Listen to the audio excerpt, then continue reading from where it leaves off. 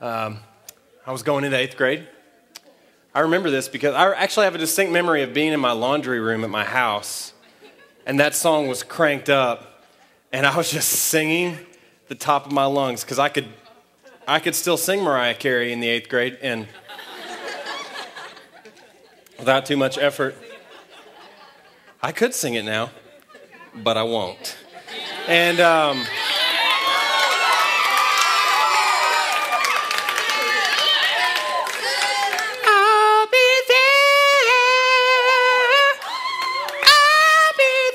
I'm going to stop there. I'll stop there. Yeah, sorry about that. I both apologize and say you're welcome for that. So, yeah, we had just moved in. Oh, hello. Feedback. Hillary and Laura Jones, they were twins. They lived across the street, and they were very cute. And I remember them and singing that song. Okay, that's the end of my story. It wasn't very good. And for those of you who are in this room, you either weren't born yet when that was happening or you had just been born. So that's just scary and weird. Just as weird as me singing that song in my laundry room. Okay, so we are in our second week of Senior Moments this morning. And last week was awesome. We had 4 seniors who came up and they talked to us. And I thought they said some things that were really, really awesome and really encouraging. And I think that they have a lot of things, like Rob said, we're 18, the world can't touch us. But I think they do have a lot of things they can offer the rest of us as far as what they've learned so far, what mistakes they've made. By the way, the seniors who are coming up, who were here last week, and the seniors who are up here this morning, these are not perfect people. None of them would say to you, oh, man, I've done everything right. I am a perfect person. You should always only do what I have done. But I think they have a whole lot to offer us, and something that's really cool about them and about the group last week is they're just honest. They'll just be honest. That's what they want to do. That's what they want to be with you because they love Jesus, and they want to see you grow in your relationship with him too. And so I really hope you'll pay really good attention to them. The first one that's going to come up today is Julie Wofford. So, is that right? Give it up for Julie.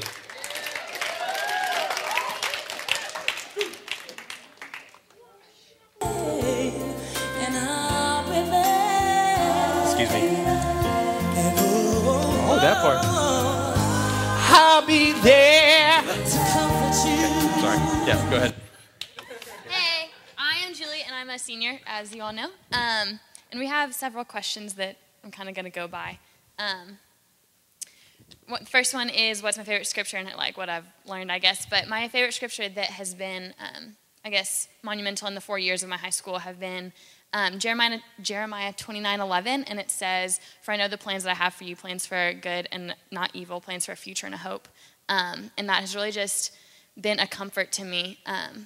Because I get I get worried about what's to come and what's happening and where I'm supposed to be, and it's just honestly a comfort.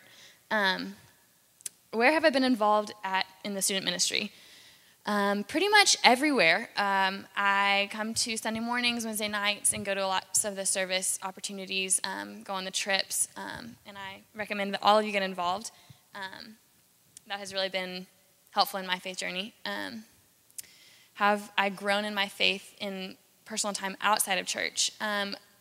Maybe, I guess, my junior year. So last year, we were challenged at Breakthrough to do a year-long Bible reading plan, and I stuck with that and read through the whole Bible through a year. And that would probably be the biggest thing that helped me with my faith outside this church. It was helpful and honestly destructive a little bit at the same time. I kind of got very involved in that and very independent in my faith and didn't have a community around me for that year to help support me. And so I kind of fell away a little bit during that. But I finished, and I would recommend doing that. But stay in the community, I guess, is the moral of the story. Based on what I've learned through the past 4 years of high school, who do I want to be in college? That's kind of a loaded question because I don't know how to explain that. I want to be someone who is, I guess, known for my ability to love others and love what I do and my God. I want to be genuine in my friendship and my faith, and I want people to know that. And I also want to be someone that's known for giving away not only their time but their self and everything that I can give back to the community and to God and to my friends and people that I don't know. I'm going to skip one question, sorry. Have you grown in your faith in general in your time in BMC? I came here when we moved here from Alabama. I guess it was when I was in 5th grade. So I've been involved through my entire youth group experience. And obviously I have grown in like intellect and knowledge, but I wouldn't say that's the major area that I've grown in. I've grown mostly in an emotional knowledge sort of way. I've learned a lot about my failures and my talents, what I'm good at and what I need help with. And I have really learned the importance of community and how important that this church is and how important it is to have people around you to support you and hold you up when, honestly, none of us can do it by ourselves. What do I wish I had done differently? I wish that I had been more outgoing when I was younger, when I was in the junior high and then early on in high school. I wish I hadn't thought that, like, I was intimidated by the big seniors and, like, it was not okay. They would have to come talk to me. I couldn't go talk to them, that kind of thing. And I wish I hadn't done that because now I see how willing anyone in this entire youth group is for a conversation and for a friend. And I wish that I hadn't second-guessed myself, I guess. Sorry, this is taking a long time. What do I wish I had done more often? I guess same kind of thing. And then what piece of advice would I give people that are younger than me? I guess it's kind of cheesy just because everyone says it, but do get in the Bible. Do read the scripture. That has really helped me. Love continuously. Love everyone around you. And honestly, love what you do. Set your priorities so that if coming to Wednesday night church or coming to Sunday morning isn't what's making you happy, find another way to worship God. That sounds very selfish. And be there for other people, but honestly set priorities for yourself and so that you will be the best person you can and so you can use the talents that God has given you to the best of his ability. I don't know how to explain that in a better way. I feel like you're going to get mad at me for saying that. But that's my advice. Just love continually and be who you want to be and be what you're good at. So.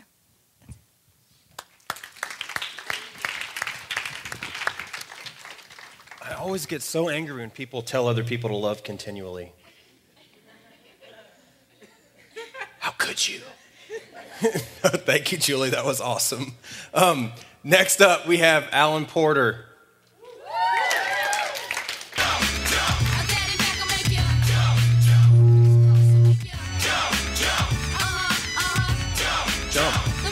Jump. That's good. Hey guys, I'm Alan Porter. Obviously, I'm a senior at Franklin High School.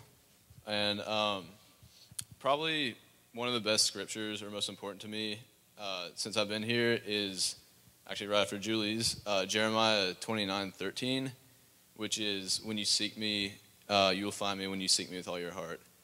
And I first heard that on the junior high retreat in 7th grade, and that's just sort of stuck with me. It's just been my favorite verse throughout high school and my time here at youth group. I've been involved, since 7th grade technically, but I joined a small group with my boys Rob, where he is, and Sam over there, and some other people who aren't here.